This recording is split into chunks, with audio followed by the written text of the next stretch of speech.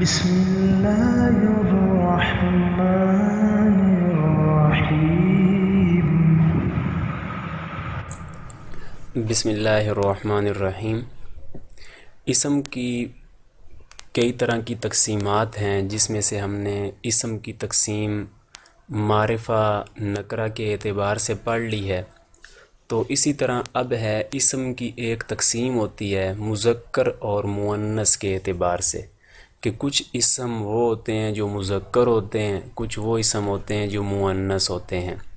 جیسے ہم جانداروں کے اندر دیکھ لیں، کچھ جاندار مذکر ہیں اور کچھ جاندار مؤنث ہیں۔ تو عربی کے اندر آ کر کے، گرامر کے اندر آ کر کے جو جاندار مذکر ہوتے ہیں انہیں مذکر حقیقی بولا جاتا ہے، اور جو جاندار مؤنث ہوتے ہیں انہیں مؤنث حقیقی بولا جاتا ہے۔ جاندار مذکر ہو تو اسے مذکر حقیقی بولا جاتا ہے، اور اگر جاندار مؤنث ہو تو اسے مؤنث حقیقی بولا جاتا ہے۔ جیسے مرد، یہ مذکر حقیقی کہا جائے گا عربی گرامر کے اندر، اور عورت اس کو مؤنث حقیقی بولا جائے گا گرامر کے اندر۔ جیسے یہ جاندار کچھ مذکر ہوتے ہیں، کچھ جاندار مؤنث ہوتے ہیں، تو اسی طرح عربی گرامر کے اندر کچھ الفاظ ایسے ہوتے ہیں کہ وہ الفاظ مذکر ہوتے ہیں اور کچھ الفاظ مؤنث ہوتے ہیں۔ مذکر حقیقی، مؤنث حقیقی، یہ تو آپ بچپن سے سنتے آ رہے ہیں کہ جاندار جو مذکر ہوتا ہے تو وہ مذکر کہلاتا ہے۔ آج آپ نے یہ بھی پڑھ لیا کہ وہ مذکر حقیقی کہلاتا ہے۔ جاندار مؤنث کو مؤنث حقیقی کہیں گے، اس کے سمجھنے میں تو کوئی دشواری نہیں ہے۔ مسئلہ جو اگلی بحث کو سمجھنے میں ہے وہ ہے جی مذکر اور مؤنث، وہ الفاظ جو مذکر ہوتے ہیں اور وہ الفاظ جو مؤنث ہوتے ہیں۔ عربی کے اندر یہ بات ایک یاد رکھ لیجئے کہ عربی الفاظ کے اندر اصل مؤنث کی ہم نے علامات دیکھنی ہوتی ہیں۔ اگر کوئی لفظ مؤنث ہمیں لگ رہا ہے تو اس کے اندر مؤنث کی ہم نے علامات تلاش کرنی ہے۔ اگر ان علامات میں سے کوئی علامت اس لفظ کے اندر موجود ہے تو ہم کہیں گے کہ یہ مؤنث ہے، اور اگر وہ علامت موجود نہ ہو تو پھر ہم اس لفظ کو مذکر کہتے ہیں۔ تو اب ہم اسم مؤنث کی جو علامات ہیں ان کو دیکھ لیتے ہیں۔ مؤنث کی جو علامات ہیں وہ صرف اور صرف 3 ہیں۔ وہ 3 علامات، ان میں سے کوئی ایک علامت کسی لفظ کے ساتھ لگی ہوئی ہو تو ہم اسے مؤنث لفظی کہیں گے کہ یہ لفظ مؤنث ہے۔ جاندار مؤنث ہو تو مؤنث حقیقی کہتے ہیں، اور اگر لفظ مؤنث ہو تو پھر اس کو مؤنث لفظی کہتے ہیں کہ یہ لفظ مؤنث والا ہے۔ تو مؤنث کی وہ علامات 3 ہیں۔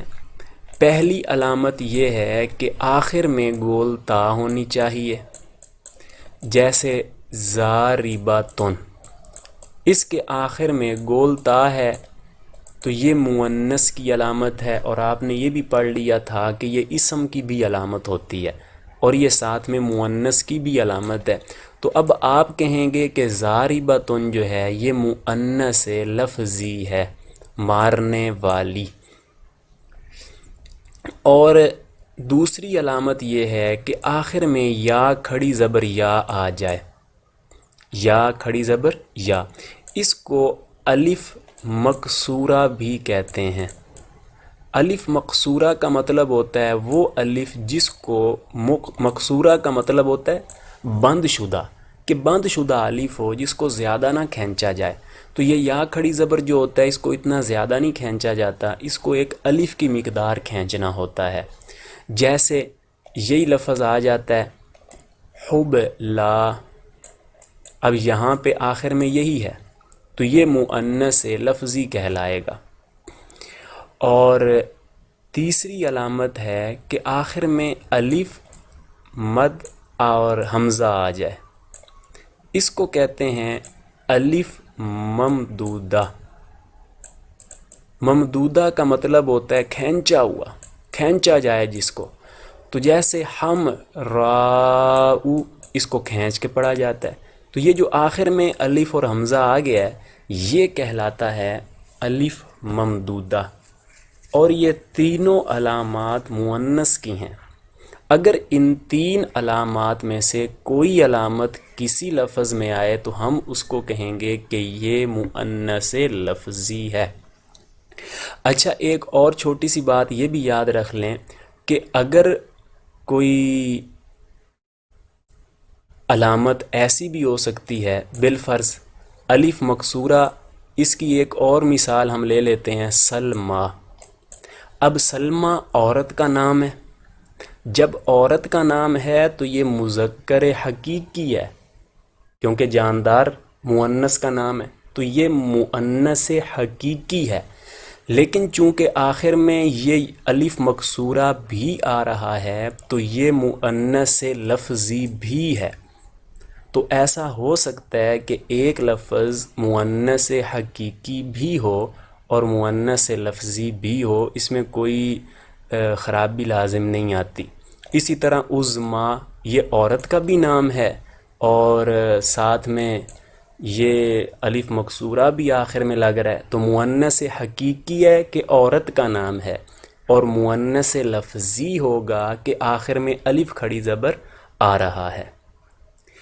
تو یہ تین علامات ہیں۔ عربی الفاظ کے اندر آپ نے یہ دیکھنا ہے کہ لفظ کے اندر یہ تین علامات میں سے کوئی ہو تو مؤنث لفظی، نہ ہو تو پھر وہ مذکر ہو جائے گا۔ جیسے بالفرض راجلن کا لفظ آپ کے سامنے لکھا جائے تو راجلن آپ کہیں گے کہ اس کے اندر کوئی مؤنث کی علامت نہیں ہے تو یہ مذکر ہے۔ اسی طرح کوئی اور لفظ بالفرض قلم، اب اس کے اندر آپ نے تین علامات مؤنث کی دیکھنی ہے، گول تا بھی نہیں ہے، الف مکسورہ بھی نہیں ہے، الف ممدودہ بھی نہیں ہے، تو آپ کہیں گے کہ یہ مذکر ہے۔ اتنا آپ کو پتہ چل گیا کہ یہ مذکر ہے۔ اب یہ مذکر حقیقی ہے یا مذکر لفظی ہے تو اس کے ہمیں معنی سے پتہ چل جائے گا۔ معنی ہے قلم۔ اب قلم کوئی جاندار چیز تو نہیں ہے، جاندار چیز ہوتی تو مذکر حقیقی ہوتا، یہ چونکہ جاندار نہیں ہے تو ہم اس کو کہیں گے کہ یہ مذکر لفظی ہے، کہ بس لفظ یہ مذکر کا ہے۔ تو یہ تین علامات آپ کے سامنے آ گئیں تو وہ مؤنث ہوگا۔ مؤنث کی ایک چوتھی صورت ہوتی ہے۔ اچھا، یہ جو علامات تین بیان کی گئی ہیں، جس کے اندر یہ علامات ہوں تو اس کو ہم کہیں گے کہ یہ مؤنث ہمارے قوانین کے مطابق ہے۔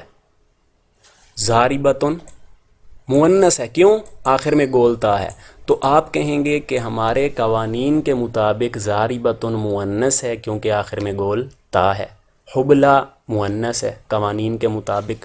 اس کو پھر کہا جاتا ہے مؤنث قیاسی، کہ یہ مؤنث قیاس کے، ہماری عقل کے، ہماری سوچ سمجھ کے اور ہمارے قوانین کے مطابق ہے۔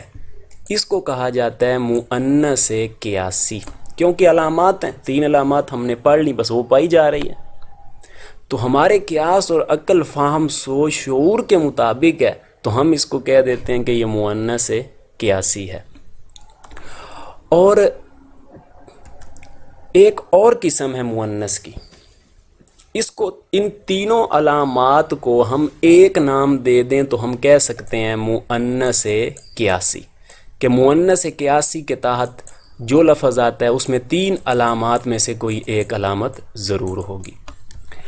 دوسری قسم ایک اور مؤنث کی ہوتی ہے جس کو کہا جاتا ہے مؤنث سماعی۔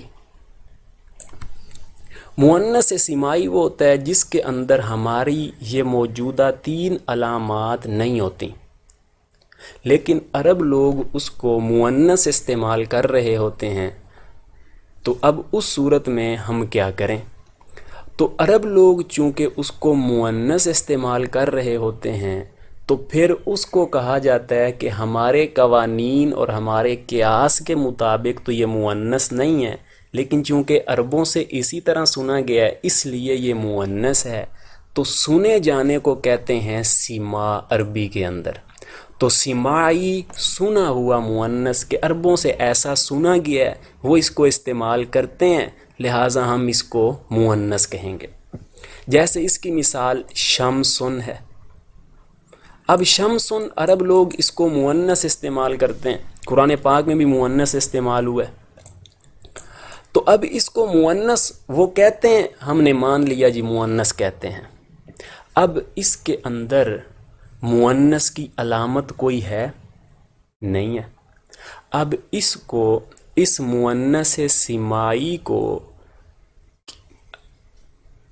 مؤنث قیاسی والی علامات ثابت کرنے کے لیے کہ بھائی یہ مؤنث بنتا کس طریقے سے ہے، تو عربی والوں نے پھر اس کے اندر ایک علامت مان لی کہ اصل میں اس شمسن کے آخر میں بھی نا گول تا تھی مؤنث کی علامت، وہ حذف کر دی گئی ہے۔ یہ زبردستی ایک قاعدہ بنایا گیا، چونکہ آپ کو پتہ ہے زبان پہلے سے موجود ہوتی ہے اور گرامر بعد میں بنتی ہے۔ جب گرامر بعد میں بنتی ہے تو پھر وہ ہر لفظ کو کسی قانون کے تحت لانا چاہتے ہیں، تو پھر یہ شمسن وغیرہ حل نہیں ہو رہا تھا، تو پھر انہوں نے کہا جی اصل میں اس کے ساتھ بھی گول تا تھی جو حذف ہو گئی۔ اسی طرح الارض اصل میں ارضاتن تھا، تو یہ کہلاتا ہے مؤنث سماعی۔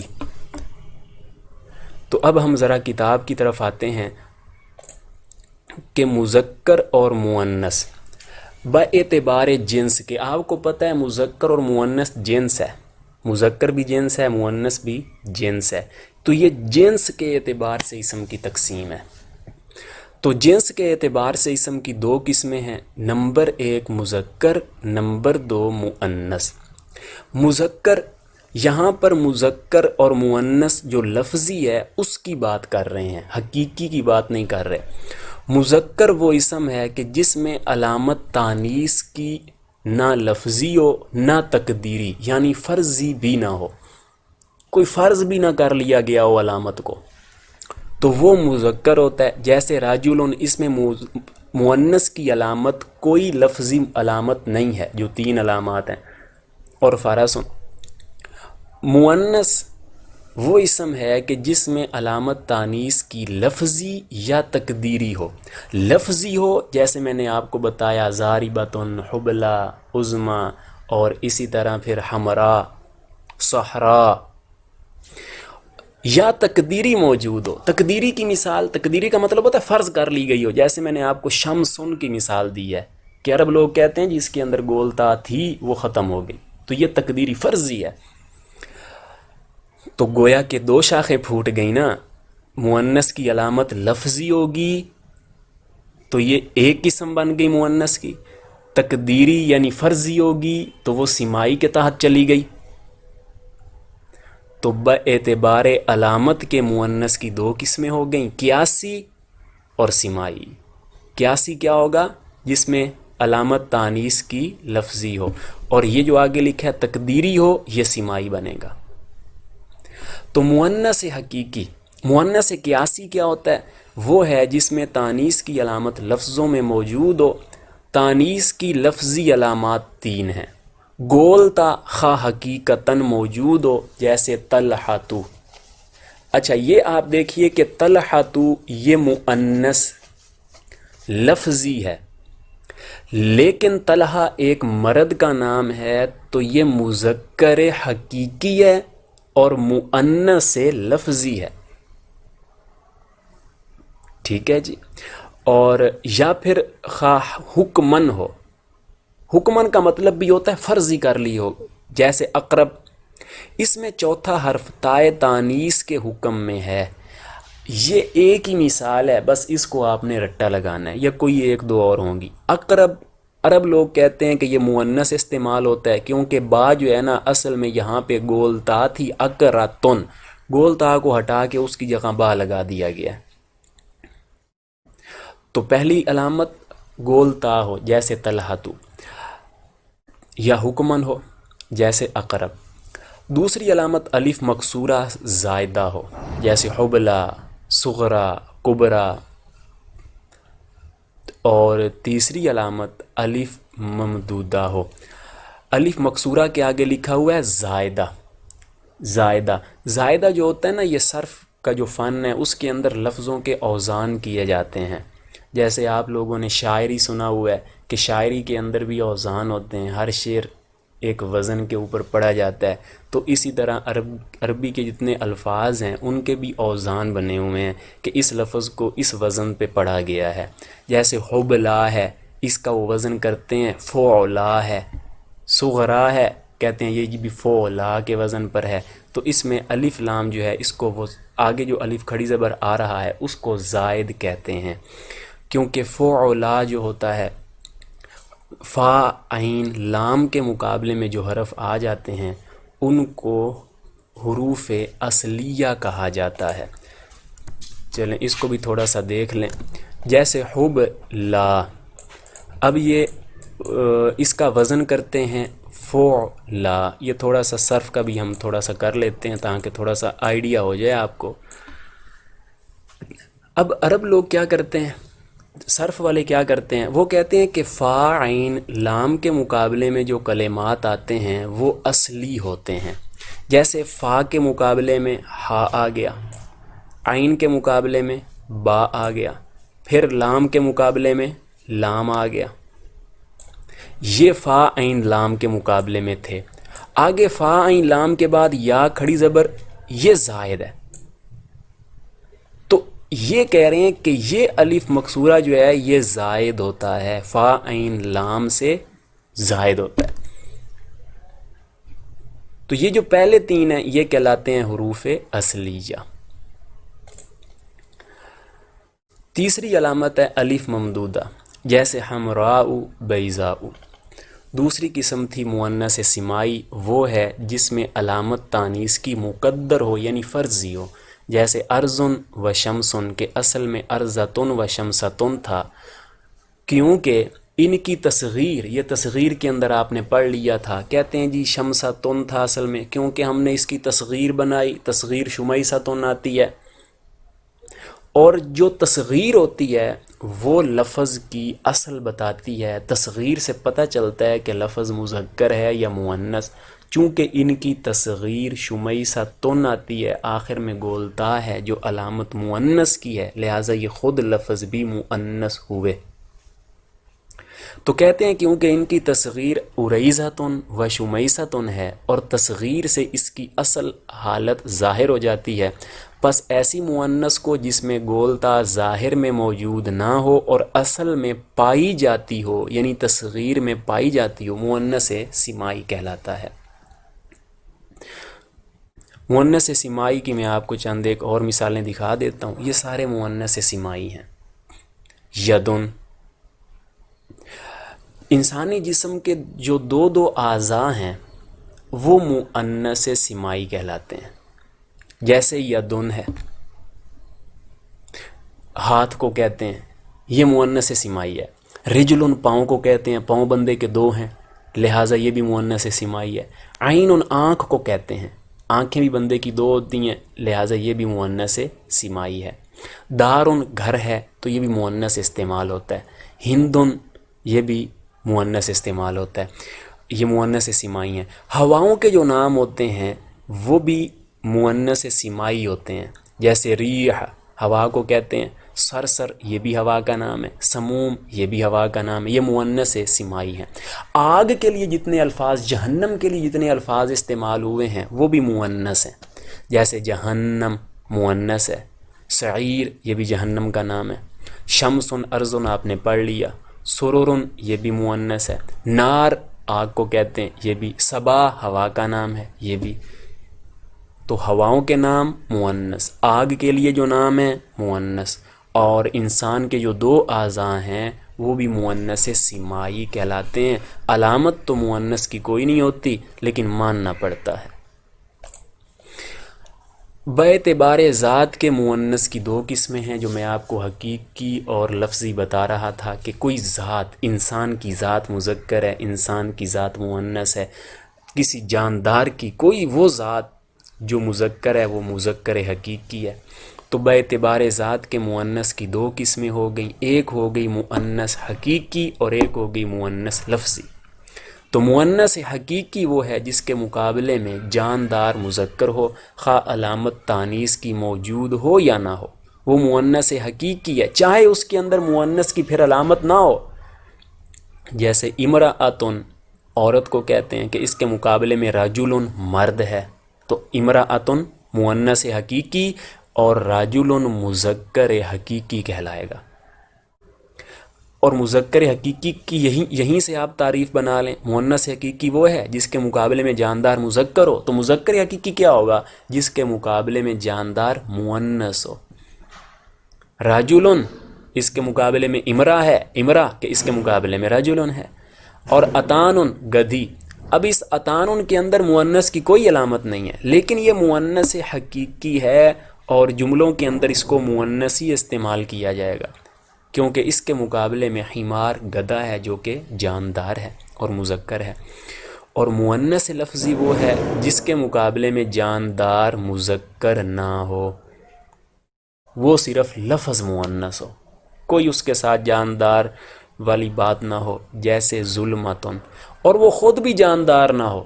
اور آسان کر لیں کہ وہ ہے جس کے مقابلے میں جاندار مذکر نہیں ہے،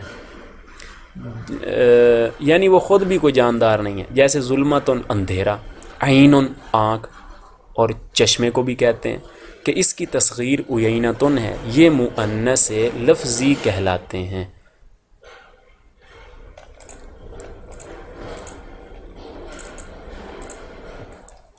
چنانچہ ان مؤنث کا یہ جملوں کے اندر آپ استعمال دیکھ سکتے ہیں کہ جب کوئی لفظ مذکر ہوتا ہے تو اس کے پیچھے فعل بھی مذکر آتا ہے. جب فاعل مذکر ہوتا ہے تو پیچھے فعل مذکر آتا ہے. جالسا، یہ فعل مذکر کا ہے، صیغہ واحد مذکر غائب کا ہے. آپ ماضی کی گردان اٹھائیں. اور العصفور مذکر چڑیا کو کہتے ہیں، تو پھر یہ فاعل بنے گا. جالسا فعل، العصفور فاعل. تو یہ ساری مثالیں نیچے ادھر دی گئی ہیں جہاں پہ اس فاعل مذکر ہے تو پیچھے فعل بھی مذکر آیا ہے. تو یہ اب آپ اس کا استعمال ادھر سے دیکھ سکتے ہیں کہ مؤنث مذکر کا استعمال کیا ہے. اور سامنے آپ دیکھ رہے ہیں العصفورہ، تو یہ مؤنث ہے کیونکہ گولتا آ گئی، تو اس کے لیے پیچھے جالست یہ چوتھا صیغہ ہے ماضی کا، اور اس کے جو تا کے نیچے زیر آئی ہے یہ عارضی زیر ہے. آپ لوگوں کے ذہن میں یہ رہ گیا بات کہ یہ بھائی یہ تا کے نیچے زیر آتی کیوں ہے؟ اصل تو جالست تھا، اس لیے کہ تا بھی ساکن تھا اور آگے لام بھی ساکن تھا، ان کو پڑھا نہیں جا سکتا. جالست اور لام ساکن ہے تو پھر پہلی تا کے نیچے زیر دے دیا جاتا ہے جوڑنے کے لیے. جالست العصفورۃ، تو فاعل مؤنث، فعل بھی مؤنث. تو یہ ساری مثالیں آپ دیکھ سکتے ہیں. جلست فعل، العصفورۃ فاعل، لعبت فعل، الصبیۃ فاعل، کتبت فعل، تلمیذۃ فاعل، حافظت فعل، صغرا فاعل، درسہا درس مضاف ہے، ہا ضمیر مضاف الیہ ہے. یہ ضمیروں کے اندر آپ نے پڑھا تھا مجرور با اضافت ہے. یہ پھر درسہا مضاف الیہ مل کر کے مفعول بھی ہیں. فعل فاعل مفعول بھی مل کر کے جملہ فعلیہ خبریہ ہیں. باقی مثالیں بھی آپ کر سکتے ہیں. رب زدنی علما